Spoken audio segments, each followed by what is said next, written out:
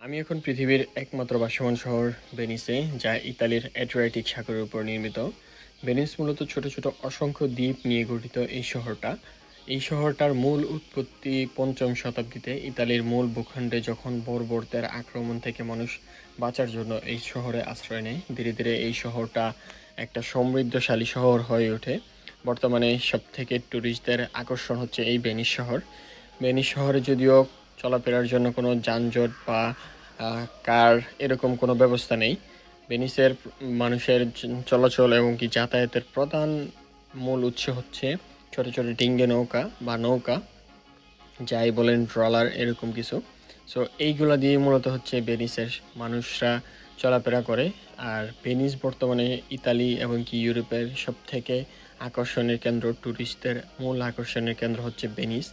আর ভেনিসের যদি প্রধান সমস্যার কথা বলেন, প্রধান সমস্যা হচ্ছে পানি। সমুদ্রপৃষ্ঠের যখন উচ্চতা বেড়ে যায়, তখন এই শহর ডুবে যাওয়ার সম্ভাবনা থাকে।